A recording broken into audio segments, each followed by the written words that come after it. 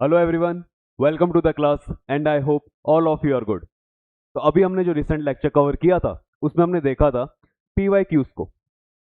जो भी यूपीएससी या उससे रिलेटेड कोई एग्जाम या अदर कॉम्पिटिटिव एग्जाम्स, उनमें जो भी हमने जियोमॉर्फोलॉजी में जो कवर करा लेक्चर नंबर 7, 8, 9 और 10, उससे रिलेटेड जो भी क्वेश्चंस हैं जो आ चुके हैं या आ सकते हैं, जो मुझे लगता है कि हाँ ये कंपलसरी है, ये क्वेश्चन मिल सकता है आपको इन फ्यूचर, वो हमने सॉल्व करे। और इस तरह से हम करते चले जा रहे हैं हमारे सारे लेक्चर्स के लिए। आज जो हम कवर करने जा रहे हैं लेक्चर नंबर 11, 12, 13, 14, 15 और 16। तो हम ये 6 लेक्चर आज कवर करेंगे और देखेंगे इन लेक्चर्स में हमने जो टॉपिक कवर करे थे उनसे रिलेटेड पीवाईक्यूज किस तरह से आते हैं, मतलब पूछे गए पहले एग्जाम में पूछे गए, या फिर इन फ्यूचर आपको उससे रिलेटेड क्वेश्चंस कैसे देखने को मिलेंगे। तो आज का टॉपिक स्टार्ट करते हैं, पीवाईक्यूज को सॉल्व करते हैं। या मैं कह रहा हूँ सारे पीवाईक्यूज नहीं है, कुछ इनमें पीवाईक्यूज है, कुछ इनमें वो क्वेश्चंस है जो मुझे लगता है कि आएंगे, कंपलसरी कि आ सकते हैं ये, है ना। तो हम उन दोनों तरह के क्वेश्चंस को सॉल्व कर रहे हैं। मैंने आपको कहा भी था कि जो भी हम लेक्चर को यहाँ पे, जिन भी लेक्चर्स की क्वेश्चन यहाँ पे करेंगे, उन लेक्चर का आप एक बार पहले रिवीजन कर लेना, और क्वेश्चन जब चले तो एक बार आप वीडियो को पॉज करके खुद उस क्वेश्चन को सॉल्व करो और चेक करें फिर क्या आपका और मेरा आंसर सेम है। ठीक है, सेम है तो अच्छी बात है, और नहीं होता है तो हम ठीक है, कोई बात नहीं, हमें सीखने को ही मिलेगा। तो स्टार्ट करते हैं क्वेश्चन नंबर 1 से। आज के जो टॉपिक्स हैं, अगर आप देखेंगे लेक्चर जो 11, 12, 13, 14, 15, 16 है, उसके अंदर मेनली आपको माउंटेन्स के बारे में है, और वहाँ पे आपको वॉल्केनो के बारे में देखने को मिलेगा। इसके अलावा आपको देखने को मिलता है उसके अंदर प्लेट्यूज के लिए, प्लेट्यूज के अलावा आपको देखने को मिलता है वहाँ पे सुनामी, प्लेन्स। तो ये कुछ टॉपिक हैं, देखते हैं, आप देख लेना 11 से लेकर 16 तक जो भी टॉपिक्स हैं उनको कवर करते हैं, स्टार्ट करते हैं। और इसमें जो एक है वो प्लेट टेक्टोनिक्स भी है, तो इसलिए जो पहला क्वेश्चन है वो आपको देखने को मिल गया प्लेट टेक्टोनिक्स से। कह रहा है which of the following geological phenomena can cause earthquake, earthquake आने का कारण क्या हो सकता है। तो ये एक बेसिक इजी क्वेश्चन है। डेवलपमेंट ऑफ फॉल्ट, कहीं पे फॉल्ट क्रिएट होता है, फॉल्ट लाइन क्रिएट होती है। मूवमेंट अलोंग फॉल्ट, फॉल्ट जानते हैं आप कि टेक्टोनिक जो प्लेट्स होती हैं, जैसे मान लीजिए दो प्लेट है तो इनके बीच में फॉल्ट है जहां पे दोनों एक दूसरे से जुड़ी हुई है। तो ये कह रहा है ये कभी फॉल्ट बनता है उस जगह पे, या ये फॉल्ट में मूवमेंट होता है, या वॉल्केनिक इरप्शन होता है, वॉल्केनो फट के आती है बाहर की तरफ, या फोल्डिंग ऑफ रॉक्स, कि रॉक्स जो होती है वो टकराती हैं, दो प्लेट एक दूसरे से टकराती है और वहां पे रॉक्स जो होती है वो फोल्ड करती हैं। तो आपको समझ में आ रहा है कि चारों ही जो ऑप्शंस दे रखे हैं इन सब में प्लेट्स का मूवमेंट हो रहा है, और जब भी प्लेट का मूवमेंट होगा तो हमें वहां पे क्या देखने को मिलेगा, अर्थक्वेक देखने को मिलेगा ही मिलेगा। इसलिए हम कहते हैं इसका जो आंसर है वो डी ऑप्शन हो जाता है, जिसमें चारों ही ऑप्शन करेक्ट है। इन सभी की वजह से हमें क्या देखने को मिलता है, अर्थक्वेक देखने को मिलता है। सेकंड क्वेश्चन देखते हैं, which of the following is are associated with divergent plate boundary. जब भी डाइवर्जेंस होता है, ठीक है, प्लेट्स डाइवर्ज होती है, तो उनमें क्या क्या फिनोमिना आपको देखने को मिलेगा। क्या आपको वहां पे मिड ओशियनिक रिजेस देखने को मिलेगी, सर मिलेगी, क्योंकि सी फ्लोर स्प्रेडिंग में हमने यही सीखा था कि ओशियन की जो रिजेस हैं वो इस तरह से हमने देखा था कि वॉल्केनो फट के बाहर आ रहा था और उसका लावा जो है एक नई क्रस्ट फॉर्म कर रहा था, और जो पुरानी क्रस्ट थी वो आगे जाके प्लेट से टकरा के उसके नीचे सबडक्शन होता चला जा रहा था। इस तरह का हमने देखा था सी फ्लोर स्प्रेडिंग में। तो यहाँ पे यही कह रहा है कि आपको मिड ओशियनिक रिजेस देखने को मिलेगी, रिफ्ट वैली भी देखने को मिलेगी। रिफ्ट वैली अगर आपने चैप्टर लेक्चर अच्छे से देखा है तो इसमें याद हो तो आपको मैंने अफ्रीकन रिफ्ट वैली सिस्टम के बारे में बताया था कि किस तरह से वहां पे रिफ्ट क्रिएट होती चली जा रही है, उन रिफ्ट की वजह से लेक्स क्रिएट हो रही है और लेक्स आगे जाकर रिवर में कन्वर्ट हो जाएगी। ये वहां पे मैंने आपको अच्छे से सिखाया था, तो समझ में आ गया हमको कि ऑप्शन नंबर सेकंड भी सही है। थर्ड ऑप्शन कह रहा है डीप ओशन ट्रेंचेस, क्या ओशन ट्रेंचेस इससे बनेगी। तो देखिए डाइवर्जेंट प्लेट बाउंड्री, क्या इस जगह पे आपको ट्रेंच देखने को मिलेगी, नहीं सर, इस जगह पे हमें ट्रेंच देखने को नहीं मिलेगी। इसलिए इसका आंसर कौन सा हो जाता है, 1 एंड 2, ऑप्शन नंबर ए। तो ऑप्शन नंबर ए जो है इसका करेक्ट आंसर है। अगला क्वेश्चन देखते हैं,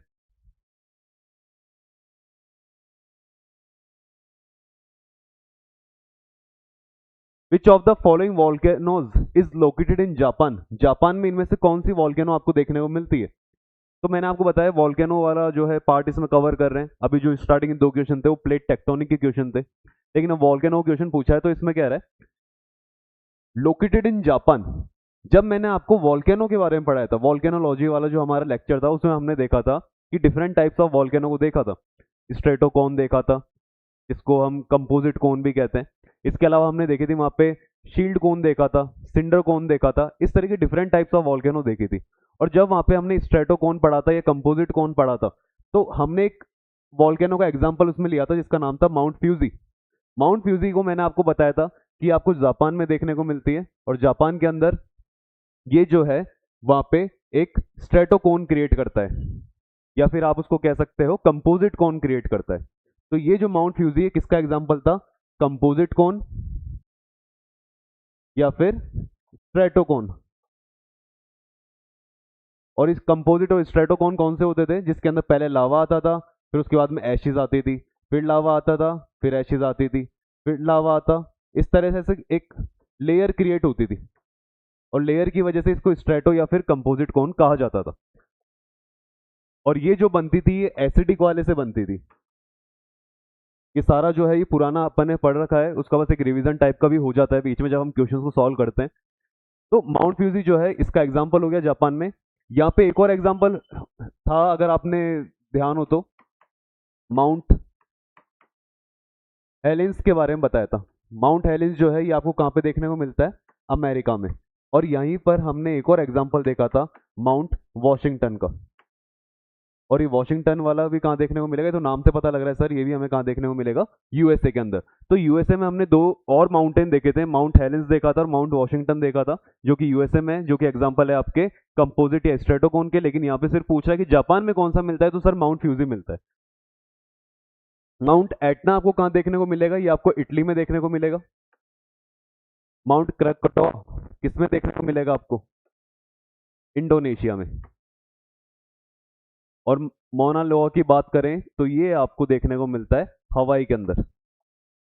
तो ये जो चीजें मैं लिखता चला जा रहा हूँ ये भी आप लिख लेना अपनी जो नोट्स बना रहे हो या जो भी आपके पास बुक है, ताकि आपको याद रहेगा। जैसे 4 यहाँ पे माउंट आए हैं, वॉल्केनिक माउंटेन आए, तो उनके चारों की आपको लोकेशन पता होनी चाहिए। हालांकि हम जो है आगे जब मैपिंग करेंगे, वर्ल्ड की मैपिंग करेंगे, माउंटेन्स की मैपिंग करेंगे, लेक्स की मैपिंग करेंगे, तो वहां पे हम सारी चीजें दोबारा देखेंगे।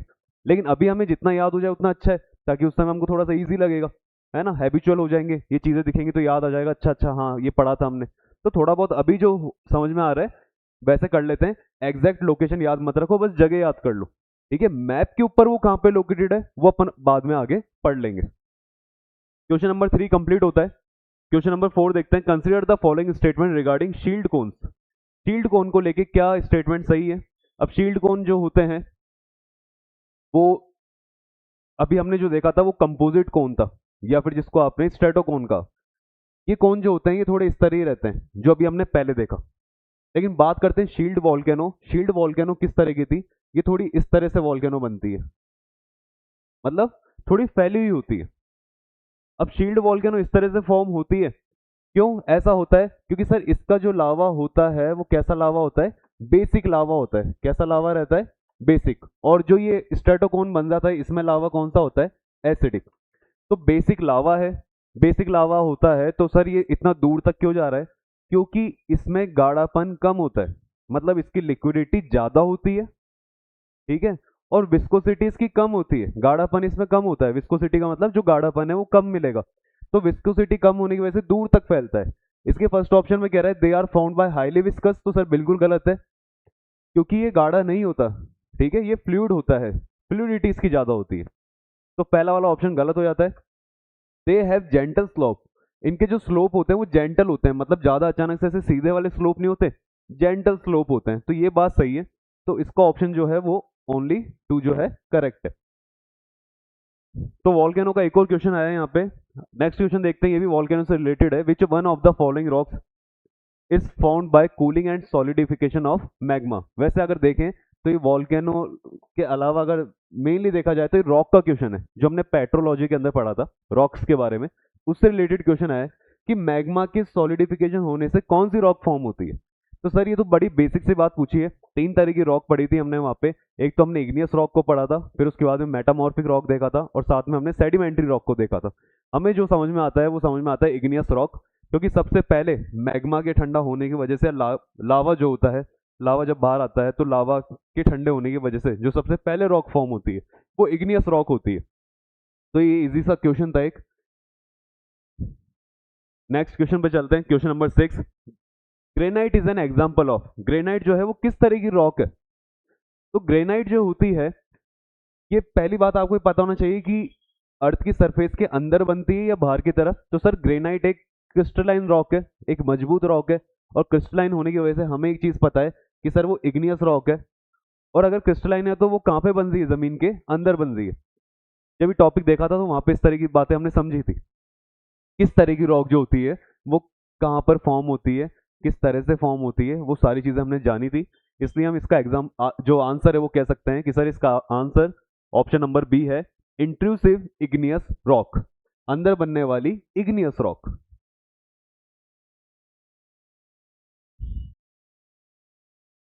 विच of the following is not a type of plate boundary? इनमें से कौन सी प्लेट की बाउंड्री नहीं है? मतलब प्लेट जब हमने पढ़ा था कि टेक्टोनिक मूवमेंट होते हैं तो मूवमेंट 3 तरह के होते हैं। एक तो होता है कन्वर्जेंस, एक होता है डाइवर्जेंस, और एक होता है ट्रांसफॉर्मेशन, जब वो एक दूसरे के पैरेलल चलती है। ठीक है, तो सर कन्वर्जेंस भी होता है, डाइवर्जेंस भी होता है, ट्रांसफॉर्म भी होता है। ये साइक्लिक वगैरह तो हमने कुछ ऐसा पढ़ा ही नहीं था।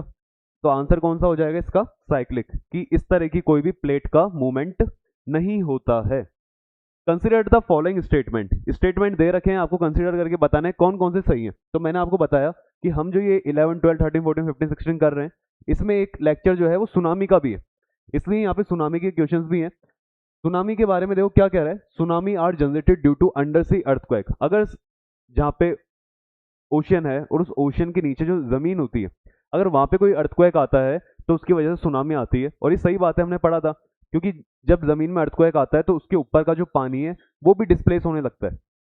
आपने अगर उस लेक्चर को देखा था तो वहां पे मैंने एक बॉटल ली थी और उस बॉटल के एग्जांपल से आपको समझाया था कि किस तरह से सुनामी आती है अर्थक्वेक की वजह से। तो सर ये बात तो अगर हम आपने पढ़ी तो आपको एकदम देखते समझ में आ जाएगी कि सर करेक्ट है। Tsunamis have long wavelength.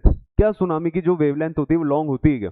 अब इससे रिलेटेड कुछ हमने देखा नहीं था या मुझे ध्यान नहीं है, लेकिन मैं आपको बताता हूं। अगर ये कुछ इस तरह का है तो आप क्या याद रखें कि सुनामी जैसा, सुनामी के लिए कह रहा है कि सुनामी की जो वेवलेंथ होती है वो लंबी होती है, बड़ी होती है। वेवलेंथ क्या होती है कि सर एक वेव यूं चली, फिर एक वेव यूं चली, तो इसकी हाइट से ऊपर तक का जो ये डिस्टेंस होता है इसे तो कहा जाता है वेवलेंथ।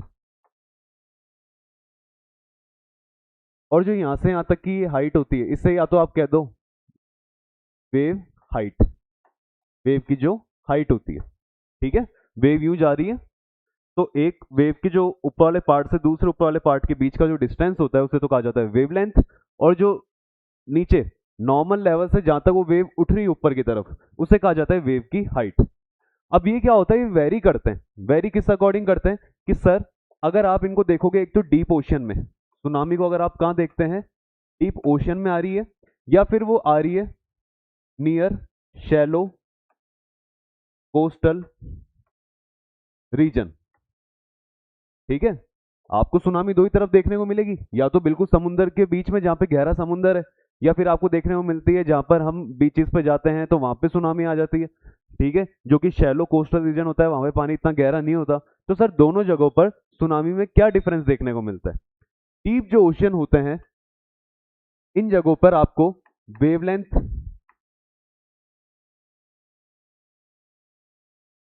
जो होती है वो देखने को मिलती है लॉन्ग। कैसी वेवलेंथ देखने को मिलेगी? Long wavelength. कहां पर? डीप ओशियन के अंदर। लेकिन जब आप आ जाओगे शैलो कोस्टल रीजन में तो यहां पर आपको वेव की जो लेंथ है वो कैसी देखने को मिलेगी? Short wavelength. मतलब सर जब ये डीप ओशन में होती है तो एक वेव से दूसरी वेव के बीच में अच्छा खासा डिफरेंस होता है, लेकिन जैसे ही ये कोस्टल रीजन के पास आने लगती है वो डिस्टेंस कम होता चला जाता है और जो वेव्स हैं वो एक दूसरे के बहुत पास आ जाती है। इसके अलावा सेकंड चीज क्या कहता है यहाँ पे, लॉन्ग वेवलेंथ का अप्रोक्स आप मान लो, इसको लिख लो ताकि याद रहेगा, अप्रोक्स 100 किलोमीटर इतनी दूर तक होती है। 100 किलोमीटर का डिस्टेंस होता है एक वेव से दूसरी वेव के बीच में। कहाँ पे? डीप ओशन में। ये इसलिए लिखवाया हूं ताकि आपको थोड़ा सा अप्रॉक्स आइडिया हो जाए कि अच्छा सर इतना डिस्टेंस को आप लॉन्ग मान रहे हो, लॉन्ग वेवलेंथ आप इतनी मान रहे हो, तो इसलिए लिखवाया ये। सेकंड चीज हमें जो ध्यान रखनी होती है वो रहती है वेव की हाइट। वेव की हाइट जो होती है, जहाँ पे जहाँ आपको वेवलेंथ बड़ी देखने को मिलती है, तो वेव की हाइट जो है वो क्या देखने को मिलेगी आपको? शॉर्ट देखने को मिलेगी, शॉर्ट हाइट। लेकिन जैसे ही वो कोस्टल रीजन के पास में आते हैं तो वहां पे आते आते इनकी वेव की लेंथ तो हो जाती है कम, बट हाइट क्या हो जाती है? बड़ी। तो आपको किनारे पर, जैसे किनारे पर सुनामी आती है तो उसकी जो वेव्स होती हैं उनकी हाइट क्या हो जाती है? बड़ी हो जाती है। तो सेकंड चीज ये याद रखेंगे। तो ये दो बातें हैं जो आप याद रख लेना वेव के बारे में, और तो कुछ नहीं दे रखा है यहाँ पे। बस ये सेकंड जो ऑप्शन था इससे हमको दो बातें सीखनी है। क्या सीखना है हमें? Tsunamis have long wavelength. क्या सुनामी की वेवलेंथ बड़ी होती है? तो सर बड़ी होती है, डीप ओशन में बड़ी होती है। तो हम कहेंगे जो इसका आंसर है वो क्या हो जाएगा? Both 1 and 2। इसमें क्या है, स्पेशली अगर जिक्र करता कि tsunamis have long wavelength at shallow coastal region, तो ये गलत हो जाता। इसने कहा है क्या सुनामी की बड़ी वेव्स होती हैं, लॉन्ग वेवलेंथ होती है? तो सर होती है, डीप ओशन में होती है।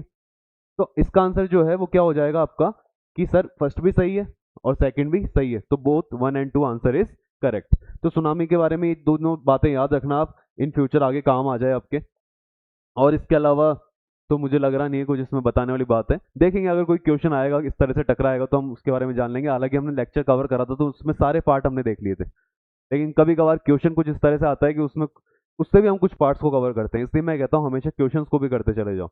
वहाँ पे कोई आपको, अगर आप वहाँ पे 50 क्वेश्चन करते हैं तो उसमें से एक दो क्वेश्चन ऐसे मिलते हैं जो आपको पता होता है कि ये हमने पढ़ा ही नहीं ऐसा कुछ, तो वहाँ पे आपको फिर नॉलेज मिलती है, नई नॉलेज मिलेगी, नई चीजें सीखने को मिलेगी। अगला देखते हैं question number 9। Which of the following is an example of block mountain? Sir ये माउंटेन वाले टॉपिक से आ गया कि ब्लॉक माउंटेन किसका एग्जाम, इनमें से कौन सा एग्जाम्पल जो है वो ब्लॉक माउंटेन का है? सर हिमालय फोल्ड माउंटेन है, एज फोल्ड माउंटेन है, एंडीज भी जो है वो फोल्ड माउंटेन है। लेकिन अगर बात करते हैं वॉजिस की, तो वॉजिस जो है ये आपके कौन से माउंटेन है? ब्लॉक माउंटेन है। सर ब्लॉक माउंटेन कौन से वाले थे जिसके अंदर याद हो आपको, जो ब्लॉक ऊपर आ जाता था इस तरह से था? ये ब्लॉक पहले एकदम सीधा था यूं, लेकिन टेक्टोनिक मूवमेंट की वजह से, या हम कह सकते हैं टेक्टोनिक अपलिफ्टमेंट की वजह से, ये अपलिफ्ट होता है ऊपर की तरफ, और ऊपर की तरफ अपलिफ्ट होने की वजह से यहाँ पर हमको माउंटेन देखने को मिलते हैं। और ये जो माउंटेन है इसे कौन सा माउंटेन कहा गया है? वॉजिस माउंटेन कहा गया है। ये जो अपलिफ्ट होता है इसे होर्स्ट कहा जाता है। मैंने आपको पढ़ाया था कि जो अपलिफ्ट वाला पार्ट होता है उसको होर्स्ट कहते हैं, और जो नीचे रह जाता है उसको गैरबिन कहते हैं। ठीक है, तो ये हॉर्स्ट गैरबिन हम दोनों याद रखेंगे। और वॉजिस जो माउंटेन है ये इसी की वजह से फॉर्म होते हैं। कहां पर देखने को मिलते हैं? सर ये हमको फ्रांस में देखने को मिलते हैं। अच्छा सर फ्रांस में देखने को मिलते हैं, तो फिर जो नीचे की तरफ रह गया, ये नीचे की तरफ जो पार्ट रह गया इसको तो वैली कह देंगे हम, क्योंकि अगर ये ब्लॉक ऊपर हो गया तो उसके पास में जो फॉर्म होगी ये, इसको तो वैली कहेंगे। तो एकदम करेक्ट है, यहाँ पे गैरबिन के अंदर यहाँ पे वैली भी देखने को मिलती है, और वो भी फेमस वैली है जिसको कहा जाता है राइन वैली। क्या कहते हैं इसे? राइन वैली। पर ये आपको देखने को मिलेगी जर्मनी के अंदर। तो याद रहे वॉजिस माउंटेन जो है फ्रांस में देखने को मिलते हैं होस्ट वाले पार्ट पे, लेकिन जो वहां पे पास में गैरबिन जो कि एक वैली क्रिएट होती है उसे राइन वैली कहते हैं, और वो आपको कहां देखने को मिलती है? जर्मनी के अंदर। ये जब हमने पढ़ा था ब्लॉक माउंटेन में तो उसके एग्जाम्पल में मैंने बता दिया था, वॉजिस का एग्जाम्पल है। होते क्या है, बहुत सारे माउंटेन्स होते हैं, ऐसा नहीं है ब्लॉक माउंटेन सिर्फ वॉजिस ही। लेकिन बात क्या होती है कि सर एग्जामिनर जो होता है वो मेनली उन्हीं को ऑप्शंस में रखता है जो आज से पहले या तो पूछता आ रहा है या फिर जो फेमस है, ठीक है, जो नाम चलता आ रहा है उन्हीं का एग्जाम्पल लेता है ब्लॉक माउंटेन में। वरना ऐसा कुछ अजीब सा नाम नहीं लेगा जो आपने कभी सुना नहीं देखा नहीं। कोई भी कहीं पे कोने में ले जाके कोई एक ब्लॉक माउंटेन था छोटा सा, उसका नाम लिख दिया और उसका एग्जाम्पल में नाम देके पूछ रहा है कि बताओ क्या ये ब्लॉक माउंटेन है, ऐसा नहीं करता। ठीक है, वो वही चीज पूछता है जो चलती आ रही है पहले से एग्जाम में पूछी जा रही है, या फिर जो फेमस है, या जिसमें अभी रिसेंटली कोई नई, अपन कह सकते हैं कुछ नया उसमें डेवलपमेंट हुआ हो, ताकि वो करंट अफेयर में आ गया। और करंट अफेयर में आई हुई कोई भी चीज आपसे पूछ सकता है, फिर वो आपसे उस कोने वाली चीज ही पूछ सकता है। कोई कोने में, किसी देश के कोने में एक ब्लॉक माउंटेन है छोटा सा, फिर तो वो आपके उसके बारे में पूछ लेगा, अगर वो करंट अफेयर में है। अगर उसमें कोई ऐसी चीज हुई है, ऐसा कोई डेवलपमेंट हुआ है जो कि न्यूज में आ गया, तो आपसे पूछ सकता है। लेकिन अगर न्यूज में नहीं आ रहा है तो वही चीज पूछता है जो चलती चली जा रही है। इसलिए मैंने आपको जो एग्जाम्पल्स पढ़ाए थे वो उसी तरह के बताए सारे, जो कि एग्जाम्स में पूछे गए हैं, जो आ चुका पहले, ये आ सकता है आगे। आगे देखते हैं, which of the following rocks are most likely to contain fossil. Fossil कौन सी रॉक्स में देखने को मिलता है? सर क्या इग्नियस रॉक में देखने को मिलेगा? नहीं मिलेगा, क्योंकि बहुत ज्यादा गर्म होती है और इसकी वजह से इसमें कोई फॉसिल सर्वाइव नहीं कर पाता। सेकंड चीज sir, sedimentary rock. Sedimentary rock में हमको देखने को मिलता है, क्योंकि सेडिमेंट्री रॉक जो होती हैं वो सेडिमेंट्स के इकट्ठा होने की वजह से फॉर्म होती है, कि थोड़ा सेडिमेंट चला गया, फिर वो थोड़े टाइम तक कुछ ही नहीं होगा वहां पे उसके ऊपर मान लो कोई फॉसिल बन गया, फिर उसके ऊपर और सेडिमेंट आ जाएगा, फिर उसके ऊपर कोई फॉसिल आ गया, फिर सेडिमेंट। तो सेडिमेंट्री रॉक्स जो होती है वो एक बार में क्रिएट नहीं होती, वो टाइम के साथ में धीरे धीरे सेडिमेंट्स के इकट्ठा होने की वजह से क्रिएट होती है। लेकिन during this course of time, इस समय के दौरान क्या होता है, जो यहाँ पे फॉसिल्स होते हैं वो आ जाते हैं, वो सेट हो जाते हैं यहाँ पे। ना ये इतनी गर्म होती कि वो फॉसिल्स को खत्म कर दें। तो ये जो रॉक होती है, सेडिमेंट्री रॉक के बारे में हमने पढ़ा था, ये लेयर्स में भी फॉर्म होती है, इसके बारे में ये भी देखा था हमने। और अब आपको समझ में आ रहा है सर लेयर में कैसे फॉर्म होगी, क्योंकि एक बार में नहीं बनती, पहले कुछ सेडिमेंट्स आते हैं, रुक जाते हैं, फिर आते हैं, फिर रुकते हैं, फिर आते हैं, फिर रुकते हैं, इस तरह से क्रिएट होती है। तो यहाँ पर हमको फॉसिल्स देखने को मिल जाते हैं, कौन सी रॉक में? सेडिमेंट्री रॉक में। मेटामॉर्फिक में नहीं मिलेंगे ज्यादा, क्योंकि मेटामॉर्फिक भी जब क्रिएट होती है तो वो कैसे क्रिएट होती है कि सर इग्नियस के ऊपर जब कोई हीट या फिर प्रेशर लगता है तो मेटामॉर्फिक रॉक क्रिएट होती है। बाकी प्लूटोनिक रॉक तो सर ये तो एग्जाम्पल है, प्लूटोनिक रॉक तो एग्जाम्पल है। किसका एग्जाम्पल है? प्लूटोनिक रॉक कहाँ मिली थी? जमीन के अंदर। और जमीन के अंदर मिलने वाली मेनली जो रॉक्स होती है वो कौन सी होती है? इग्नियस होती है। कौन सी होती है?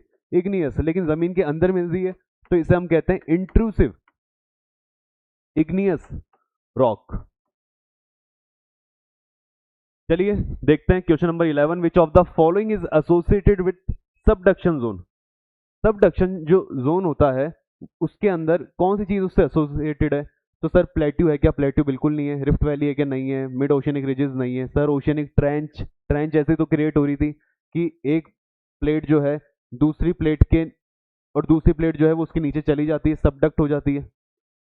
ये सबडक्शन जोन देखने को मिलता था हमको। और यहाँ पर जो क्रिएट होता था एक डीप नैरो ट्रेंच, क्या क्रिएट होता था? एक डीप नैरो ट्रेंच। उसे हम क्या कहते थे? वो ट्रेंच ही होता था सबडक्शन जोन में क्रिएट होने वाला ओशियनिक ट्रेंच। और ये बहुत ज्यादा गहरा होता है नीचे तक, ठीक है, लेकिन ये इतना ब्रॉड नहीं होता, ये नैरो होता है, पतला होता है ये। और हमने इसके बारे में देखा भी था। क्वेश्चन नंबर 12 पे आते हैं, बेसाल्ट इज। बेसाल्ट क्या है? तो सर बेसाल्ट तो हमें ये पता है कि हमारा जो डेक्कन प्लेट्यू है वो पूरा कहीं से बना हुआ है? बेसाल्ट से बना हुआ है। और डेक्कन प्लेट्यू का फॉर्मेशन मैंने आपको बताया था। इवन ये तो पूछ रहा है बेसाल्ट क्या है, हमने तो उसका फॉर्मेशन ही देख लिया था कि कैसे एक हमारा जब हमारी जो इंडो ऑस्ट्रेलियन प्लेट जो है वो चलती आ रही थी, फिर उसको रास्ते के अंदर फ्रेंच रियूनियन आइलैंड मिला था। फ्रेंच रियूनियन आइलैंड जो है वहाँ पे हॉटस्पॉट वॉल्केनो थी, उस वॉल्केनो, उसमें से वॉल्केनो निकला। वो वॉल्केनो जो है हमारी इंडो ऑस्ट्रेलियन प्लेट पे आया और उसने क्या क्रिएट करे वहाँ पे? एक बेसाल्ट जो है, मतलब जो आपका बेसिक लावा वाली टाइप की एक प्लेट्यू क्रिएट करते हैं। और वो फिर आगे जाके वो डेक्कन ट्रैप कहलाता है, जो कि आपको कहाँ पर देखने को मिलता है? सर डेक्कन ट्रैप महाराष्ट्र के अंदर, थोड़ा सा गुजरात के अंदर, और थोड़ा सा आपको एमपी मध्य प्रदेश के अंदर, ये आपको डेक्कन ट्रैप देखने को मिलता है, जिसको डेक्कन प्लेट्यू भी कहते हैं। तो बेसाल्ट क्या है? अब बेसाल्ट कैसी वाली रॉक हो गई? सर ये तो जमीन से बाहर की तरफ आ गई, तो ये हो गई एक्सट्रूसिव। क्या ये इग्नियस है? क्या ये लावा वाली है? हाँ सर लावा वाली है। तो ये हो गई आपकी एक्सट्रूसिव इग्नियस रॉक। याद रहेगा, ध्यान रहेगा, ठीक है। अगला क्वेश्चन देखते हैं, question number 13, which of the following is responsible for the movement of tectonic plate. Sir tectonic plate के मूवमेंट के लिए कौन रेस्पॉन्सिबल है? क्या सन से आने वाली रेडिएशन? बिल्कुल नहीं। कन्वेक्शन करंट्स, ये पढ़ा है हमने। कन्वेक्शन करंट्स किसने बताया था हमको? सर मुझे तो ये भी ध्यान है कि किसने बताया था, आर्थर होम्स ने बताया था। और इसने तो ये मुझे तो सर रीजन ही पता है कि क्यों ये कन्वेक्शन करंट चलते हैं, क्योंकि हमने सारी चीजें जो है वो डीपली पढ़ी है, अच्छे से पढ़ी है सब कुछ। एग्जाम में क्वेश्चन जो है इस तरह से आ जाते हैं। अगर वो थोड़ा सा इसको हार्ड बनाएगा तो कुछ नहीं, इसके अंदर एक दो ऑप्शन ज्यादा कर देगा, लेकिन और क्या करेगा इसके अंदर, इसका नाम पूछ लेगा। पता है कन्वेक्शन करंट आते किसकी वजह से हैं सर? क्योंकि जमीन जो हमारी अर्थ है उसके अंदर नीचे रेडियो एक्टिव एलिमेंट्स मिलते हैं, उनमें से जो रेडिएशन निकलती है उसकी वजह से अर्थ जो है नीचे से बहुत ज्यादा गर्म है, पता है हमें। क्वेश्चन नंबर 14 देखिए, विच one of the following is the highest plateau in the world? World का सबसे बड़ा प्लेट्यू कौन सा है? तो वर्ल्ड के सबसे बड़े जो माउंटेन है हिमालयाज, वो जहां मिलेंगे सर वहीं पे सबसे बड़ा प्लेट्यू मिलना चाहिए। तो जो हिमालयाज हैं उनके पास में कौन सा प्लेट्यू देखने को मिलता है हमको? Tibetan plateau. तो तिब्बतन प्लेट्यू जो है ये हाईएस्ट प्लेट्यू है हमारे वर्ल्ड का। इसके अलावा जैसे एक उसी रीजन में आपको एक तो माउंटेन हो गया जहाँ पे आपको एवरेस्ट जो है वो हाईएस्ट माउंटेन पीक हो गई, हाईएस्ट प्लेट्यू जो है वो आपका तिब्बतन प्लेट्यू हो गया। एक इसमें एक और, इसको जो है तिब्बतन प्लेट्यू को रूफ ऑफ द वर्ल्ड भी कहा जाता है, रूफ ऑफ द वर्ल्ड। लेकिन इसको रूफ ऑफ द वर्ल्ड के साथ में एक और चीज को भी रूफ ऑफ द वर्ल्ड कहा जाता है, वो है आपकी Pamir knot. Pamir knot sir ये क्या है पामीर नोट? पामीर नोट जो है इसको भी रूफ ऑफ द वर्ल्ड कहा जाता है। कैसे कहा जाता है? क्योंकि पामीर नोट जो है ये जिस जगह पे देखने को मिलती है, ये क्या है, दो तीन माउंटेन्स हैं, बड़े बड़े माउंटेन जो एक साथ जिस जगह पे आके मिलते हैं उसको पामीर नोट कहा गया है। जैसे इसमें एक तरफ से आपको हिंदू कुश के पहाड़ देखने को मिलते हैं, हिंदू कुश के जो पर्वत है वो देखने को मिलते हैं, एक तरफ से आपको हिमालय देखने को मिलता है, एक तरफ से आपको काराकोरम भी देखने को मिलेगा यहाँ पे, और चाइना से आपको यहाँ पे तियान शान भी देखने को मिलेगा। तो ये चार पांच माउंटेन्स होते हैं जिन जो सारे आकर एक जगह पे मिलते हैं, और जिस जगह पे आके मिलते हैं उसको पामीर नोट कहा जाता है, रूफ ऑफ द वर्ल्ड कहा जाता है। और ध्यान रखें इसमें हिंदू कुश, हिमालय, काराकोरम, तियान शान देखने को मिलता है। ये चार बड़े बड़े माउंटेन्स हैं। हाँ जब मैपिंग करेंगे माउंटेन्स की तब इनको अच्छे से देखेंगे, लेकिन अभी आ गया तो मैंने बता दिया कि रूफ ऑफ द वर्ल्ड जो है वो तिब्बतन प्लेट्यू भी हो जाता है और पामीर नोट भी है, दोनों ही है। लेकिन यहाँ पे ऑप्शन नहीं है कहीं पे, और इसने तो क्वेश्चन ही ऐसा करा है हमसे हाईएस्ट प्लेट्यू। ये प्लेट्यू नहीं है, पामीर नोट प्लेट्यू नहीं है, ये तो एक पॉइंट है जहां पर ये सारे माउंटेन एक साथ आकर मिलते हैं, तो उसको हाईएस्ट पॉइंट बताया और कहा कि रूफ ऑफ द वर्ल्ड है। लेकिन रूफ ऑफ द वर्ल्ड जो है आपका तिब्बतन प्लेट्यू भी होता है, दोनों डिफरेंट थिंग्स हैं, पर ये प्लेट्यू नहीं है, ये ध्यान रखना।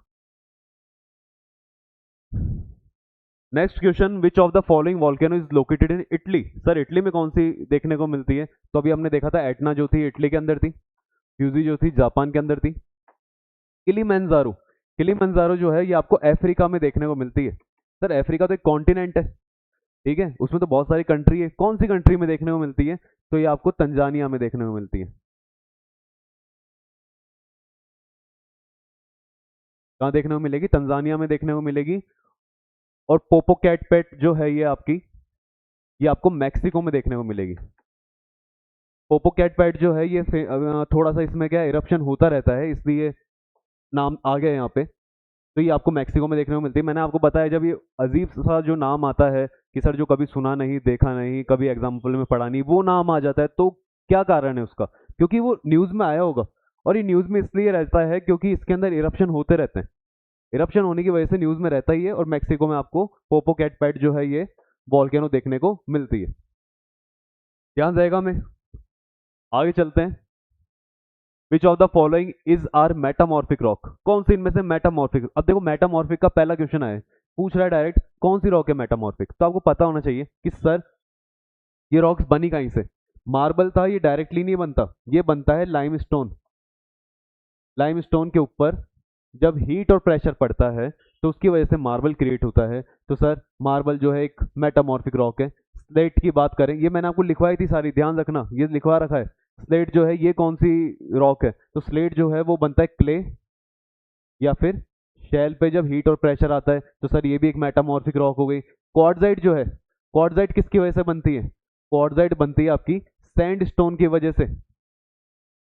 तो क्वार्ट्जाइट जो है ये भी किस तरह की रॉक हो जाती है? मेटामॉर्फिक रॉक होती है। ऑप्शन जो है 1 2 3 ये तीनों ही सही है, तो सी इसका ऑप्शन हो जाएगा 1 2 एंड 3। तो अब आपको समझ में आया कि सर जब मेटामॉर्फिक रॉक हम पढ़ेंगे तो एग्जाम में किस तरह का क्वेश्चन पूछा जा रहा है, वो इस तरह का क्वेश्चन पूछा जा रहा है कि ये रॉक जो है वो किस तरह, ये क्या मेटामॉर्फिक है या नहीं है। तो इसलिए हमको आइडिया होना चाहिए मेटामॉर्फिक का भी, सेडिमेंट्री का भी और इग्नियस रॉक्स का भी। Question number 17, which one of the following is form due to folding. Folding की वजह से कौन से माउंटेन फॉर्म होते हैं? तो सर ये तो सिंपल है, प्लेटू तो हटा दो, कहीं लेना देना नहीं है, फोल्ड माउंटेन ही फॉर्म होते हैं, हमने पढ़ा है सर, हिमालय, एंडीज, एल्स हमने देखे, वो सब फोल्ड माउंटेन है, कोई बाकी इसको छोड़ सकते हैं आप, इसका तो ऑप्शन सी हो गया, सिंपल सा है। Question number 18, which one of the following ocean is most prone to tsunami. Tsunami सबसे ज्यादा कहाँ देखने को मिलेगी? सर एक ही ओशन है जहाँ पे सारी हरकतें होती है, सबसे ज्यादा हरकतें जो होने वाली जगह है वो एक ही ओशन है, और वो कौन सा ओशन है? पैसिफिक ओशन, क्योंकि वहीं पर आपको रिंग ऑफ फायर देखने को मिलती है जहां पर सबसे ज्यादा वॉल्केनोज है उस रिंग के अंदर, और वॉल्केनोज होने की वजह से वॉल्केनो इरप्ट होती रहती है, प्लेट का मूवमेंट होता रहता है, जिसकी वजह से वहां पे अर्थक्वेक आते रहते हैं। अर्थक्वेक आएंगे तो अगर जमीन में अर्थक्वेक आ रहा है तो ऊपर पानी में सुनामी आती चली जाएगी। तो सर पैसिफिक ओशन जो है, ये ऐसे जब क्वेश्चन बनते हैं तो उसका सबसे सटीक, जो सबसे सही आंसर जो है वो पैसिफिक ओशन ही होता है। तो ध्यान रखिए पैसिफिक ओशन का। Question number 19, which of the following is an example of residual mountain. Residual मतलब जो रह गया, बहुत पहले बना हुआ था, लेकिन इरोजन की वजह से, वेदरिंग की वजह से, टाइम की वजह से अब ये क्या हो चुका है, लगभग खत्म हो चुका है। तो इसका कौन एग्जाम्पल है? सर हिमालय है क्या? हिमालय तो यंग फोल्ड माउंटेन्स हैं, ये तो अभी बने। सबसे बेस्ट आंसर जो है इसका कौन सा है? अरावली, क्योंकि अरावली को हमने पढ़ा भी है, हमने इसको एज ए रेजिडुअल माउंटेन ही पढ़ा है कि बहुत पहले बना था ये। हिमालय वगैरह तो फॉर्म ही नहीं हुए थे, इनका तो कोई लेना देना ही नहीं था, दूर दूर तक ही नहीं थे, तब तो ये अरावली फॉर्म होके और अपने मजे से जो है अच्छी खासी हाइट ले रखे थे। ठीक है, मतलब उस समय ये हिमालय रहे होंगे ये अरावली जो थे, लेकिन समय के साथ साथ धीरे धीरे धीरे धीरे ये क्या होते चले गए, वेदर्ड होते चले गए, इरोजन होता चला गया, अब इनकी साइज छोटी हो चुकी है, और अभी कौन से माउंटेन बन चुके हैं आपके? Residual mountain. तो याद रखें इसको। नेक्स्ट क्वेश्चन कह रहा है, which of the following plate boundaries produce new crust. कौन सी इनमें से प्लेट की बाउंड्री जो नई क्रस्ट क्रिएट करती है? नई क्रस्ट कब बनती है? सर नई क्रस्ट बनती थी कि जब सी फ्लोर स्प्रेडिंग होती थी, जब प्लेट दूर जाती थी तो नीचे से वॉल्केनो आता था, और वॉल्केनो आके यहाँ जमता चला जाता था, उसका लावा लावा जमता था, तो एक नई क्रस्ट फॉर्म होती थी। तो जब डाइवर्जेंस होता है, जब डाइवर्जेंस होता है तब हमको देखने को मिलती है नई क्रस्ट, और वो आपको मिड ओशियनिक रिजेस वगैरह में देखने को मिलती है। तो हम कह सकते हैं इसका आंसर नंबर जो है बी जो ऑप्शन है वो इसका एक करेक्ट आंसर है। Question number 21, consider the following statement. Statement दे रखे हैं, क्या क्या दे रखे हैं? देखो ये थोड़ा अच्छा क्वेश्चन है, कह रहा है the belt of ancient rocks from Brazil coast matches with those from western Africa. Sir ये किस तरह का क्वेश्चन है? आपको इसमें, आपको आता ही है, ठीक है, अपन ने पढ़ रखा है, आपको आ जाएगा ये, लेकिन बात है आपको थोड़ा सा आइडिया होना चाहिए कि सर ब्राजील का है और अफ्रीका का, जो अफ्रीका की बात कर रहा है वेस्टर्न अफ्रीका की, ये कहां पर है? आपने वर्ल्ड मैप देखा है तो उसमें ध्यान रखो, ब्राजील जो है ये आपने साउथ अमेरिका में पढ़ा था, और साउथ अमेरिका जो है वो कुछ इस तरह से, इस तरह से ऐसा, ठीक है, ये साउथ अमेरिका है, और इसी के इधर आपको देखने को मिलता है अफ्रीका।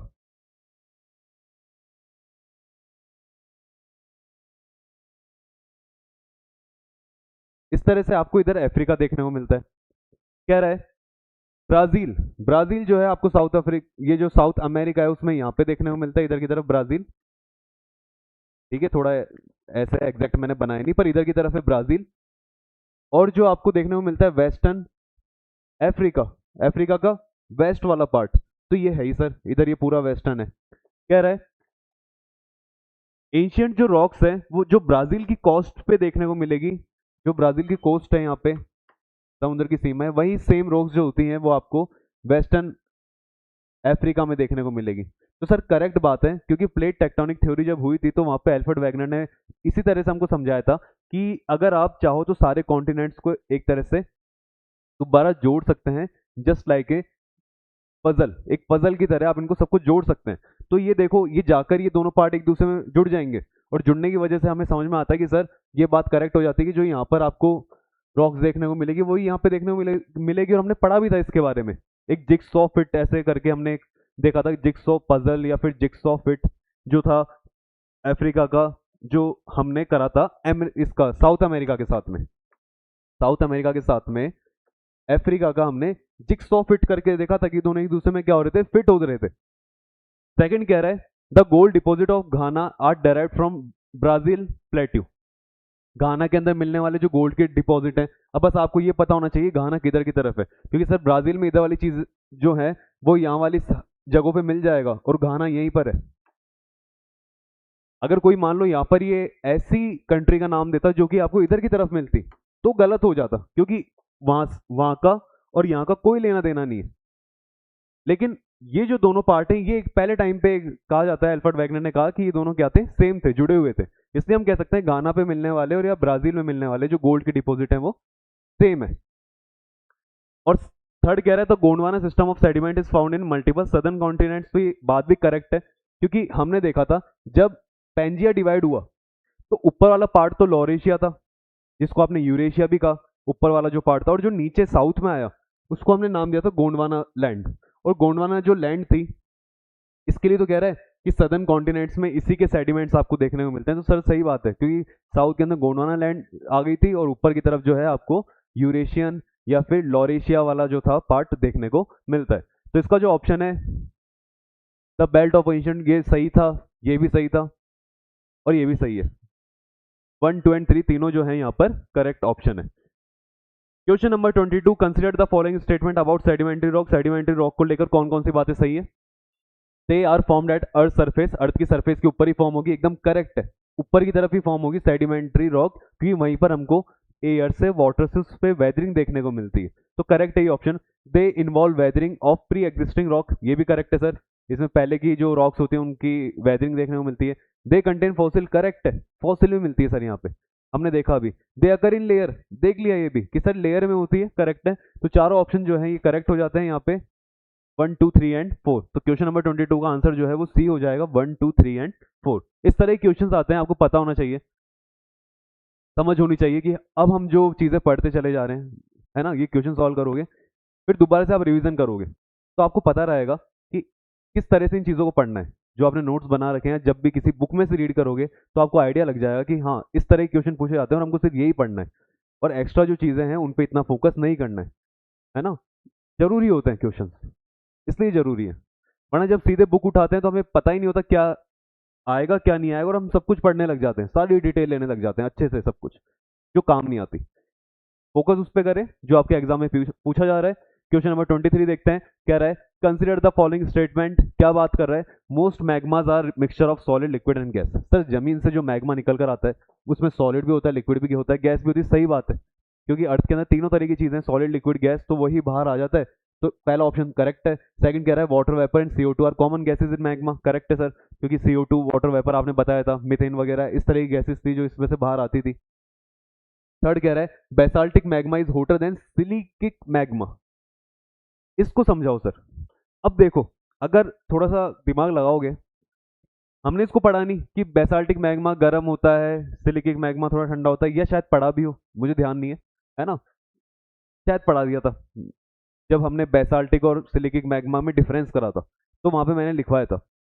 लेकिन चलो अगर हमें नहीं पता मानते हैं, तो मुझे ये पता है कि सर बेसाल्टिक मैग्मा जो होता है ना, इसके अंदर मेटेलिक मिनरल्स ज्यादा होते हैं, करेक्ट है, और सिलिकिक मैग्मा के अंदर मेटेलिक मिनरल्स कम होते हैं। अब आप खुद सोचिए, अगर मेटल को पिघलाना है, इसमें तो कम है तो इसमें तो मेटल कम है, और इसमें ज्यादा मेटल है, और ज्यादा मेटल को अगर पिघलाना है तो आपको उसका टेम्परेचर भी क्या रखना पड़ेगा, ज्यादा, और ज्यादा टेम्परेचर रखोगे तो मैं पूछूं जिसमें मेटेलिक मैग्मा है, खतरनाक मेटल से भरा हुआ और पिघला हुआ है वो, तो इसका टेम्परेचर ज्यादा ही देखने को मिलेगा, और सिलिकिक मैग्मा जो है वहां पे मेटल्स कम है, तो उसका टेम्परेचर आपको कम ही देखने को मिलेगा, क्योंकि कम मेटल्स की वजह से वहां पे ज्यादा टेम्परेचर नहीं चाहिए उसको पिघलाने के लिए। यहाँ पे इतने सारे मेटल्स है कि आपको पिघलाने के लिए टेम्परेचर ज्यादा चाहिए, इस वजह से हम कहते हैं बेसाल्टिक मैग्मा जो होता है वो हॉटर होता है than the silicic magma. Magma solidified horizontally is called dyke. एक और क्वेश्चन पूछा, कौन सा सर, इंट्रूसिव वॉल्केनिक लैंडफॉर्म। हम कह सकते हैं कि वॉल्केनो की वजह से जो जमीन के अंदर लैंडफॉर्म्स क्रिएट होते हैं, हमने वहां पे पढ़ा था, याद हो तो आपको, लोपोलिथ पढ़ा था, लोकोलिथ देखा था, बैथोलिथ देखा था, सिल देखा था, डाइक देखा था, ये चीजें ध्यान हो तो वहां पे क्या देखा था हमने कि डाइक जो होता है, अगर जमीन के अंदर मान लीजिए ये कौन है, इससे वॉल्केनो बाहर की तरफ जा रहा है, लेकिन जमीन के अंदर ही अगर इस तरह से वर्टिकली ऊपर की तरफ लावा निकल जाता है और यहां पर जम जाता है, तो इसको हमने डाइक कहा था। और अगर लावा सीधा जाके जम रहा है ऐसे सीधी लाइन के अंदर, तो इसको हमने सिल कहा था। ये सिल और डाइक थे। तो सिल तो बनता है हॉरिजॉन्टली और डाइक जो होता है ये बनता है वर्टिकली। इसमें कह रहा है डाइक जो है वो हॉरिजॉन्टली, उल्टी बात कर रही है। उल्टी बात करती तो सर आप गलत हो गए। गलत हो गए मतलब आपके 1 2 3 सही हुए, तो 1 2 3 वाला ऑप्शन जो ए है वो यहाँ पे करेक्ट हो जाएगा। देखो हम क्वेश्चंस तो कर रहे हैं, लेकिन क्वेश्चंस के साथ में आपका रिवीजन भी होता चला जा रहा है, तो ध्यान रखें इन चीजों का सबका। क्वेश्चन नंबर 24 देखिए, कंसीडर द फॉलोइंग स्टेटमेंट। और इसी वजह से थोड़ा सा लेक्चर भी बड़े हो जाते हैं ये पीवाई क्यूज के भी। क्वेश्चन अपन कर रहे हैं लगभग 50 के अप्रॉक्स क्वेश्चन करते हैं, उसमें 1 सवा घंटा लग जाता है, लेकिन उसका रीजन यही है कि अपन उसका थोड़ा सा और डिटेल भी देख लेते हैं इस वजह से। Consider the following statement, the Himalayas are form due to convergence of tectonic plate. Tectonic plate converge हुई, उसकी वजह से हिमालय फॉर्म हुआ। सर करेक्ट बात है। The Indo Australian plate is subducting under the Eurasian plate. Sir ये इसने एक अच्छी लाइन दी है कि पहली तो करेक्ट है, हिमालय जो है वो टेक्टोनिक प्लेट के मूवमेंट की वजह से, टकराने की वजह से फॉर्म हुए। मैंने आपको बताया था वहां पे कि ये थी आपकी यूरेशियन प्लेट, इधर की तरफ से आ रही थी चलती, कौन सी plate? Indo Australian plate. Correct है। ये कह रहा है इंडो ऑस्ट्रेलियन प्लेट जो आती है इस subducting under the Eurasian plate. क्या ये यूरोशियन प्लेट के नीचे सबडक्ट होती चली जा रही है? चेक करते हैं। सर इंडो ऑस्ट्रेलियन प्लेट जो है कॉन्टिनेंटल प्लेट है, और यूरेशियन प्लेट ये भी कौन सी प्लेट है? कॉन्टिनेंटल प्लेट है। लेकिन इनके पहले बीच के अंदर, इन दोनों के बीच में ओशियन था। पहले यहाँ पे कोई कुछ नहीं था, सिर्फ ओशियन था, तो आपको यहाँ पे ओशियनिक प्लेट देखने को मिलती थी। जब ये इधर की तरफ मूव करता हुआ आया, तो सबसे पहले जो ओशियनिक प्लेट है वो यूरेशियन प्लेट से टकराती है। और हमें पता है सर, ओशियनिक और कॉन्टिनेंटल प्लेट जब टकराती है तो ओशियनिक उसके नीचे सबडक्ट होने लग जाती है, जाने लग जाती है। ये इसके नीचे सबडक्ट होएगी। ओशियनिक कॉन्टिनेंटल प्लेट जब सबडक्ट होती है तो यहाँ पे सबडक्शन जोन भी क्रिएट होगा। करेक्ट है सर। यहाँ पे ट्रेंच भी बनेगी। करेक्ट बात है सर। इधर की तरफ ये जब सबडक्ट हो जाएगी तो यहाँ पे नीचे जाके पिघल जाएगी, पिघलने की वजह से यहाँ पे लावा बनेगा। लावा प्रेशर, इतना प्रेशर होगा कि वो ऊपर आएगा, तो यहाँ पे आपको वॉल्केनिक माउंटेन भी देखने को मिलेंगे। ठीक है, मैं बना देता हूँ एक बार किस तरह के माउंटेन है ये, जिनमें से क्या निकल रही है? वॉल्केनो निकल रही है, क्योंकि यहाँ पे बन चुका है लावा, और ये लावा ऊपर की तरफ जाएगा। ये कब हो रहा है? जब कॉन्टिनेंटल प्लेट जो है ओशियनिक प्लेट के साथ में टकरा रही है। पहले ओशियनिक आगे इसके टकरा रही है, लेकिन जैसी सारी ओशियनिक प्लेट सबडक्ट हो जाएगी, अब जो अगला आपको देखने को मिलेगा वो क्या देखने को मिलेगा कि सर अब कॉन्टिनेंटल और इधर यूरेशियन वाली जो है कॉन्टिनेंटल है ना, ये तो हो गई इंडो वाली और ये हो गई यूरेशियन वाली। अब ये दोनों एक दूसरे टकराएंगे। यहां पर जो है वॉल्केनो बन चुका है। अब जब ये एक दूसरे टकराती है तो कॉन्टिनेंटल कॉन्टिनेंटल प्लेट जो होती है ये लाइट प्लेट्स होती हैं। एक प्लेट दूसरी प्लेट के नीचे जाती है। ठीक है, यहाँ पे जो रखा हुआ बीच के अंदर जो इसके ऊपर वो होगा जियोसिंक्लाइन होगा, जो यहाँ पे जियोसिंक्लाइन था ओशन के अंदर, ये सारा जियोसिंक्लाइन जाकर यहाँ पर इकट्ठा होने लग जाता है और रोल हो होके, फोल्ड हो होके यहाँ पर एक कौन सा माउंटेन बना देता है? फोल्ड माउंटेन्स बना देता है, जो कि हिमालय हमको देखने को मिला। लेकिन सर क्वेश्चन तो ये कर रहा है कि इसका क्या होगा, क्या ये इसके नीचे जाके सबडक्शन जोन बनाएगी? तो आपको याद हो तो जब हमने ये टॉपिक पढ़ा था तो उसमें मैंने जब ये डायग्राम बनाया था, ये वाला कॉन्टिनेंटल कॉन्टिनेंटल का कोलिजन बनाया था, तो मैंने वहां पे मैंने बताया वहां पे बताया कि ये नीचे जाती है और सबडक्शन जोन क्रिएट करती है, ट्रेंच क्रिएट करती है। लेकिन उसी समय मैंने उसको करेक्ट करा। अगर आपको स्लाइड में याद हो तो ऊपर की तरफ मैंने स्लाइड एक डाली छोटी सी, उसमें मैंने करेक्शन करके बताया क्या कि कॉन्टिनेंटल कॉन्टिनेंटल प्लेट जब भी एक दूसरे से कन्वर्स करती है, टकराती है, तो वहां पे ना तो सबडक्शन जोन बनता है और ना ट्रेंच बनती है। ठीक है, ये इसके नीचे जाती है पर सबडक्शन जोन क्रिएट नहीं होता, क्योंकि दोनों लाइट प्लेट होती है। सबडक्शन जोन क्रिएट करने के लिए या ट्रेंच बनाने के लिए ओशियनिक प्लेट जितनी हैवी प्लेट होनी चाहिए, तभी ये इतना डीप जा पाती है कि एक सबडक्शन जोन क्रिएट होता है या ट्रेंच क्रिएट होती है।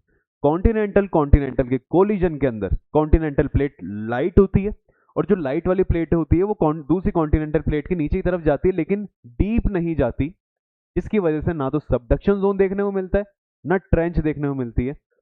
उस टाइम पे जब मैंने लेक्चर लिया था तो मैंने डायग्राम गलत बना दिया था, लेकिन बाद में उसको करेक्ट भी करा मैंने। तो आपको अगर इस तरह से याद हो तो याद रखना इस चीज को। यहाँ पे क्वेश्चन कर लिया गया है, क्या इंडो ऑस्ट्रेलियन प्लेट एक subducting under the Eurasian plate, क्या यूरेशियन प्लेट के नीचे सबडक्ट कर रही है? सर सबडक्ट नहीं कर रही, ना ट्रेंच क्रिएट कर रही, ये ऐसा कुछ भी नहीं कर रही है। तो ऑप्शन नंबर जो सेकंड है वो गलत हो जाता है, ओनली वन इज करेक्ट। तो जब मैंने इसको करेक्ट करा था अपनी जो स्लाइड के अंदर मैंने डायग्राम गलत बनाया, लेकिन जब मैंने अपनी स्लाइड को उसको देखा वीडियो को तो उसमें समझ में आया कि एक जो डायग्राम है गलत बन गया है, तो मैंने उसको स्लाइड के अंदर ऊपर की तरफ डाला और सोचा था कि कभी फ्यूचर में अगर मौका मिलेगा तो इस चीज़ को मैं एक्सप्लेन करके बताऊंगा, क्योंकि वो वीडियो कंप्लीट हो चुका था, उसमें एक्सप्लेनेशन नहीं दे पा रहा था। तो आज ये मौका मिला, तो आज मैंने आपको ये जो आपका एक उस समय का डाउट था, ये कोई लेक्चर ध्यान नहीं मुझे लेक्चर नंबर, लेकिन इस तरह से बात हुई थी तो उसको आज क्लियर कर लिया है। जो बच्चे देखते आ रहे हैं स्टार्टिंग से उन्हें पता है कि हाँ सर हमको समझ में आ गया आप किस लेक्चर की बात कर रहे हो, और आपने आज वो चीज़ क्लियर कर ली है। आपने उस समय भी उसके अंदर लिख दिया था स्लाइड के अंदर, समझ में आ गया था वैसे अगर आपने उसको पढ़ा होगा तो मैंने पूरा उसको एक्सप्लेन कर दिया था वहाँ पे। अगला देखते हैं क्वेश्चन नंबर 24 हो चुका है 25। Consider the following statement. Sir earthquake जो होता है उसमें इंटेंसिटी बताने वाली मेर्कली स्केल होती है क्या? तो मेर्कली स्केल जो है ये इंटेंसिटी बताती है, सर सही है। मैग्नीट्यूड जो होता है वो एनर्जी कितनी निकल रही है वही बताता है क्या, मतलब जमीन में कितनी एनर्जी रिलीज हो रही है, तो वो हम मैग्नीट्यूड से पता करते हैं, जिसको बताने वाली कौन सी स्केल होती है? रिक्टर स्केल होती है। रिक्टर स्केल एक लॉग वाली स्केल है, ये क्वेश्चन शायद कर चुके, इस तरह का हमने पढ़ा था। आंसर नंबर 1 2 3 तीनों ही करेक्ट है ना? मुझे शायद जहां तक ध्यान है हमने पढ़ लिया इसको पिछले पीवाईक्यू में, जहां पे मैंने आपको मर्कली स्केल और रिक्टर स्केल में डिफरेंस बताया था, तो वहां पे हमने इस चीज को कर लिया। बस ये याद रखना था कि रिक्टर स्केल जो है एक लॉग की स्केल है, ये भी हमने चीज कर ली थी, शायद रिपीट हो गया question. Which of the following best describe A hotspot. एक हॉटस्पॉट कौन सी जगह होती है? सर हॉटस्पॉट वो जगह होती है जहां पर area of high volcanic activity, volcano ज्यादा निकलती है, अवे फ्रॉम प्लेट बाउंड्री, जहां पे प्लेट्स का कोई लेना देना नहीं होता। एग्जैक्ट है, करेक्ट है। कि मैंने आपको दो तरह के वॉल्केनिक रीजन बताए थे, एक तो वॉल्केनिक रीजन वो होता है जहाँ पे प्लेट का मूवमेंट होता है, कन्वर्जेंस होता है, डाइवर्जेंस होता है। कन्वर्ज होता है तो वॉल्केनो क्रिएट होती है, डाइवर्जेंस होता है तो वहां पे वॉल्केनो आती है, नीचे से लावा आता है। लेकिन जो हम इसमें देखते हैं हॉटस्पॉट के अंदर, हॉटस्पॉट वो एरियाज होते हैं अर्थ के जो नीचे से बहुत ज्यादा गर्म है और वहां पे हमेशा वॉल्केनिक एक्टिविटी होती रहती है। प्लेट का कोई वहां पे रोल नहीं है, प्लेट का कोई मूवमेंट नहीं होता, जैसे हमने देखा था फ्रेंच रियूनियन आइलैंड को। तो ये हमने पढ़ा है वहां पे हॉटस्पॉट वॉल्केनो किस तरह से फॉर्म होती है। आंसर नंबर जो बी है इसका करेक्ट आंसर है। Consider the following Andes, Rockies और हिमालय। क्या ये फोल्ड माउंटेन्स है? इनमें से कौन से फोल्ड माउंटेन्स है? तीनों ही फोल्ड है इसके अंदर, एंडीज भी, रॉकीज भी और हिमालय भी। तो 1 2 3 इसका करेक्ट आंसर हो जाता है। एल्स भी थे इसके अंदर, एल्स का एग्जांपल हमने देखा था। इवन अरावली भी फोल्ड माउंटेन्स है, लेकिन अरावली क्या पुराने हो चुके हैं, तो फोल्ड से ज्यादा हम उसको एक रेजिडुअल माउंटेन की श्रेणी में ज्यादा रख देते हैं। हालांकि जब अपने टाइम पे वो फॉर्म हुए थे तो फोल्ड माउंटेन्स की ही कैटेगरी में थे वो। विच of the following process is responsible for the formation of rift valley. Rift valley जब बनती है, जब दूर जाती हैं दो प्लेट्स, तो दो प्लेट्स दूर जाती है तो वहां पे फोल्ड क्रिएट होगा। सर फोल्ड तो तब होता है जब पास आती है, फॉल्ट क्रिएट होता है जब दो प्लेट्स दूर जाती है। और ये फॉल्ट जो है हमको, मैंने आपको बताया, ये आपको द ग्रेट अफ्रीकन फॉल्ट या फिर the great African rift valley ऐसा क्रिएट होती चली जा रही है अफ्रीका के अंदर, जहां पर हमने पढ़ा था कि लेक्स बन चुकी हैं। अब लेक्स जो है धीरे धीरे रिवर में कन्वर्ट होगी, फिर वो और दूर हो जाएंगे, सेपरेट हो जाएगा, तो वहां पे बीच में ओशियन क्रिएट हो जाएगा। इस तरह से एक फॉल्ट क्रिएट होता चला जा रहा है। आंसर जो है इसका फॉल्ट हो जाएगा। क्वेश्चन नंबर 29 देखिए, which of the following is are correct regarding tsunami. Tsunami के हिसाब से कौन सी बात करेक्ट है?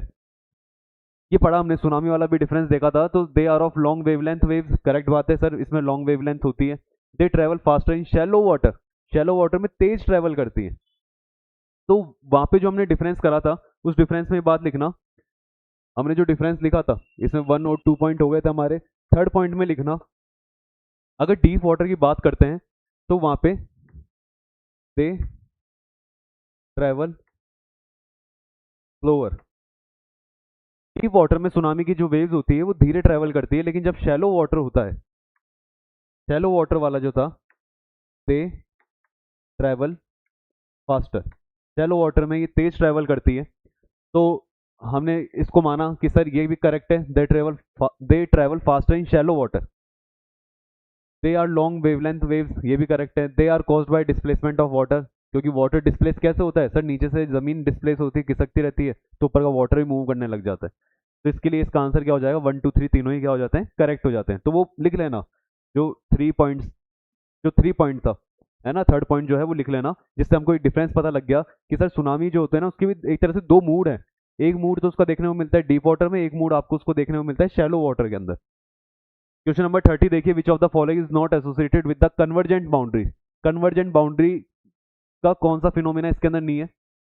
कन्वर्जेंट का मतलब जब पास आ रही होती है तो फोल्ड माउंटेन बनते हैं, सर बनते हैं। Rift valley, oceanic trench, ocean trench तो कब बनते हैं, जब वो दूर जा रही होती है। रिफ्ट वैली बनती है जब दूर जा रही होती है। ये इसको इस तरह समझे, ओशियन ट्रेंच तो कब बनता है, ये हाँ, ओशियन ट्रेंच भी तब बनेगा जब एक प्लेट दूसरी प्लेट से आके टकराती है और टकरा के उसके नीचे की तरफ जाने लग जाती है। तो नीचे की तरफ जाती है टकराने की वजह से, कन्वर्जेंट होने की वजह से। तो हम कहते हैं ओशियनिक ट्रेंच भी कन्वर्जेंस की वजह से बनता है, सबडक्शन जोन भी कन्वर्जेंस की वजह से बनता है, फोल्ड माउंटेन भी कन्वर्जेंस की वजह से ही बनते हैं। एक रिफ्ट वैली है जो डाइवर्जेंस की वजह से बनती है। तो यहाँ पे कह रहा है इनमें से कौन सा कन्वर्जेंट नहीं है, तो रिफ्ट वैली। वो शुरू में मैंने गलत कह दिया कि ओशियनिक ट्रेंच जो है वो डाइवर्जेंस की वजह से बनते हैं, नहीं, है ना, कहीं की वजह से बनते हैं, कन्वर्जेंस की वजह से। चलिए,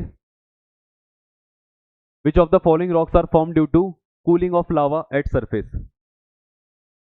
लावा जब कूल होता है तो उसकी वजह से क्या बनता है, तो देखिए, lava is cooled at surface, surface पे जब लावा ठंडा होता है तो क्या बन देखने को मिलेगा सर, ग्रेनाइट जमीन में बनती है। मार्बल जो होता है ये तो मेटामॉर्फिक रॉक हो गई, स्लेट जो है ये मेटामॉर्फिक रॉक है। बेसाल्ट जो है ये इसका आंसर है, करेक्ट आंसर है, क्योंकि जो नीचे से जमीन से लावा बाहर की तरफ आ रहा है वो आके ठंडा हो रहा है, कूल डाउन हो रहा है, कूल डाउन होने की वजह से जो रॉक देखने को मिली एक्सट्रूसिव इग्नियस रॉक, वो बेसाल्ट रॉक ही है।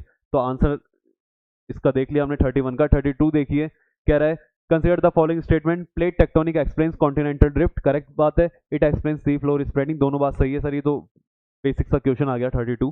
33 को देखिए, which of the following is a volcanic plateau, कौन सा वॉल्केनिक प्लेट्यू सर, एक ही पढ़ा है हमने तो, बाकियों का हमको आइडिया भी नहीं है, हमको सिर्फ आइडिया तिब्बतन का। तिब्बतन प्लेट्यू जो है ये तो फोल्ड माउंटेन की वजह से फॉर्म हुआ है, लेकिन एक डेकन प्लेट्यू जो है ये वॉल्केनिक प्लेट्यू है, वॉल्केनो की वजह से फॉर्म हुआ है। 33 भी कुछ खास नहीं था question. Which of the following volcano is an example of composite volcano, sir composite volcano इनमें से कौन सी है, तो औरों का मुझे आइडिया नहीं है, लेकिन फ्यूजी का मुझे आइडिया है, क्योंकि इसका एग्जांपल हमने देख रखा है। और ये कंपोजिट वॉल्केनो है, या आप इसको स्ट्रेटो वॉल्केनो भी कह सकते हैं, क्योंकि लेयर्स के अंदर है, ये बनती है एसिडिक लावा से, पता है, हमने सारी चीजें इसकी देख ली थी। Which of the following rocks are form due to heat and pressure, sir metamorphic rock, बड़ा बेसिक क्वेश्चन आ रहा है। Which of the following is the main driving force of plate tectonic, plate tectonic में main कारण कौन होता है sir, ocean के current, wind, mantle convection, solar radiation. नाम चेंज हो गया, बाकी सेम एज इट इज हमने क्वेश्चन देखा था। मेंटल कन्वेक्शन जो होता है, मतलब कन्वेक्शन मतलब मूवमेंट होता है, मेंटल का वो जो मैग्मा है उसका जो मूवमेंट होता है उसकी वजह से प्लेट टेक्टोनिक देखने को मिलती है। Which of the following statement is correct regarding oceanic trenches, ocean trenches की क्या बात सही है, दे आर शैलो रीजन, क्या ये शैलो रीजन होते हैं सर, शैलो नहीं होते बल्कि डीप होते हैं ये। They are formed at divergent boundary, क्या ये डाइवर्जेंट बाउंड्री पे बनते हैं, क्या बाउंड्री दूर हो रही होती है तब बनते हैं ये, सर दूर होने पे तो ये नहीं बनते, बल्कि दूर होके जो दूसरी बाउंड्री आके जब इससे टकराएगी और इसके नीचे जाके सबमर्ज होएगी, तो यहाँ पर हमको सबडक्शन जोन प्लस ट्रेंचेस देखने को मिलते हैं। They are deepest parts of the ocean, तो ये बात करेक्ट हो जाती है। तो आंसर इसका कौन सा हो जाता है, सी हो जाता है।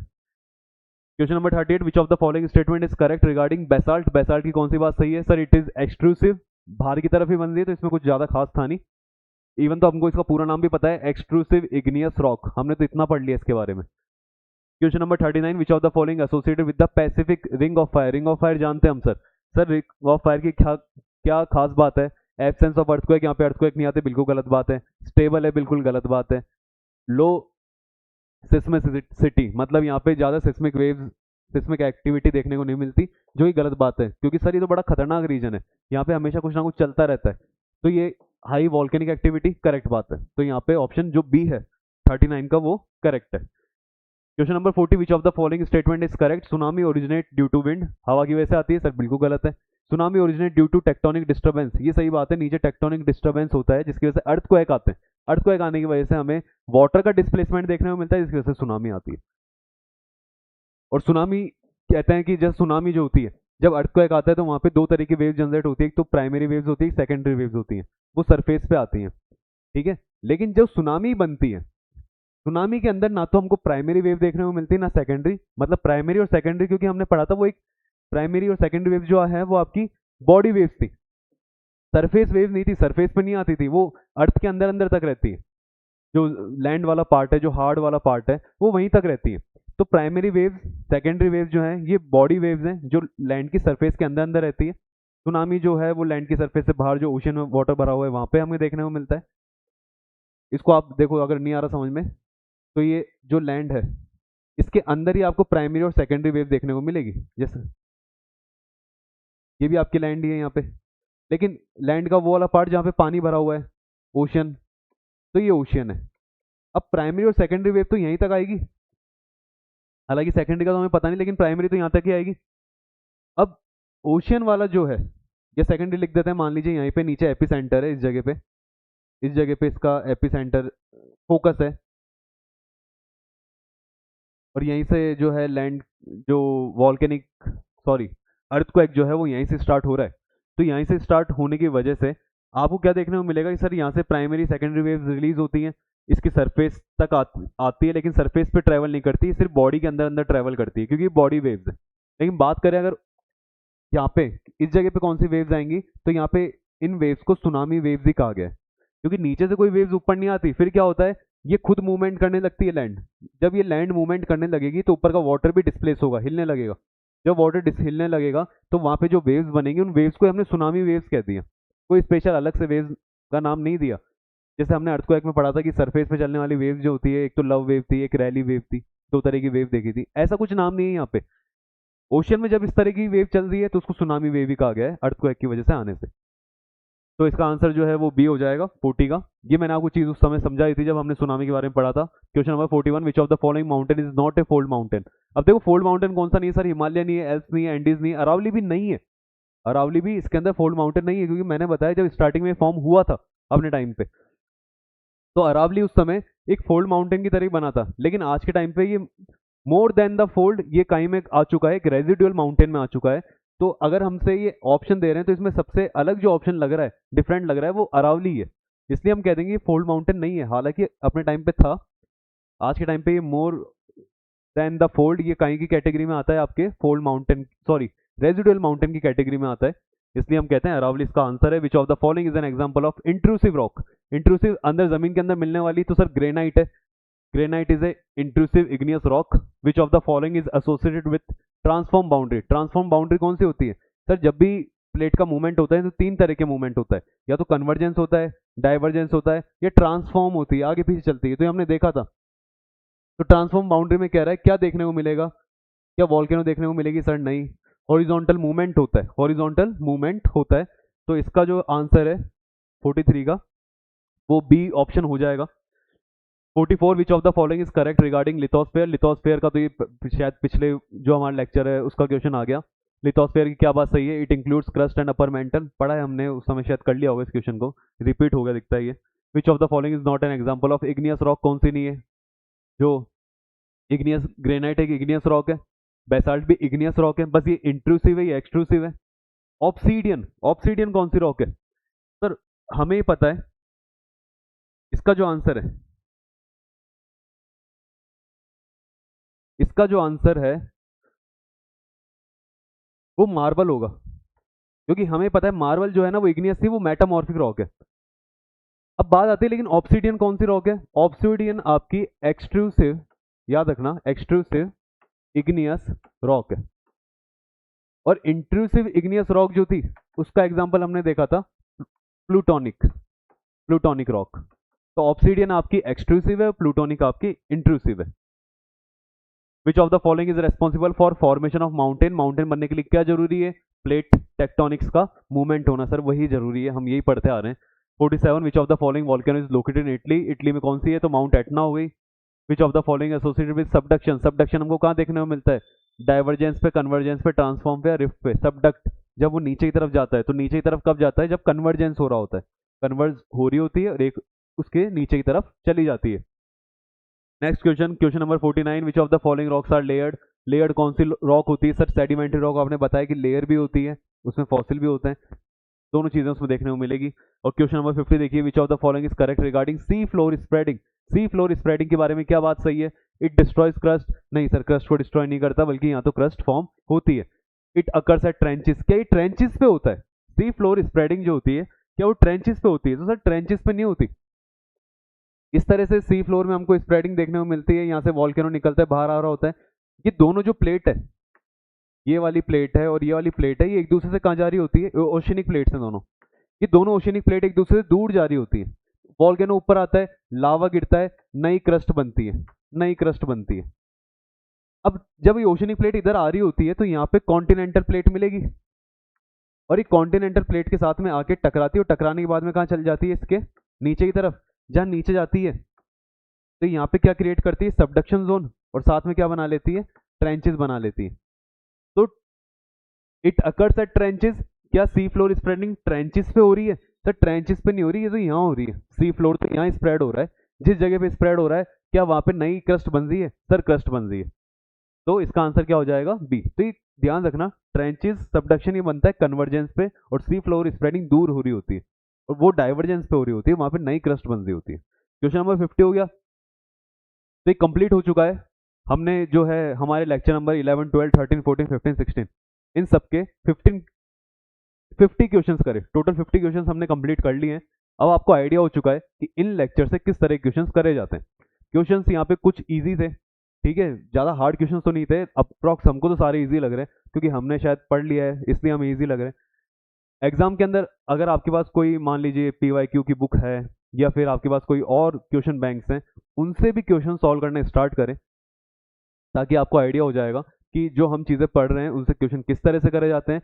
आप जब भी क्वेश्चन को सॉल्व करें कोई भी क्वेश्चन बैंक से, है ना, कोई भी बुक से, तो अगर आप मान लीजिए वहाँ पे 15-20 क्वेश्चन सॉल्व कर रहे हैं और उसमें से एक दो क्वेश्चन ऐसा दिख जाता है जो कि पढ़ा नहीं हमने, मैंने अपने लेक्चर में कवर नहीं करा, तो समझ जाना या तो आगे हम उसको कवर कर लेंगे क्योंकि अभी तो शुरुआत हुई है, या तो आगे वो कवर हो जाएगा, या सेकंड चीज़ कि मैंने आपको बताया अगर हम 20 क्वेश्चन करेंगे तो उसमें एक क्वेश्चन आपको ऐसा मिल जाएगा जो आपको नई चीज़ें सिखाता है ना, वो डिफरेंट होता है, जो हम पढ़ते नहीं है लेक्चर के अंदर, लेकिन वो आपको अलग से फिर सीखने को मिलता है। जैसे अभी हमने देखा, जो सुनामी को हमने पढ़ा, तो मैंने जब लेक्चर कवर करा था तो सुनामी के अंदर हमने ये चीज़ नहीं देखी थी कि डीप ओशन में सुनामी किस तरह से बिहेव करती है और शैलो रीजन में कैसे बिहेव करती है, लेकिन हमने जब क्वेश्चन करे तो यहाँ पे इस चीज़ को सीखा।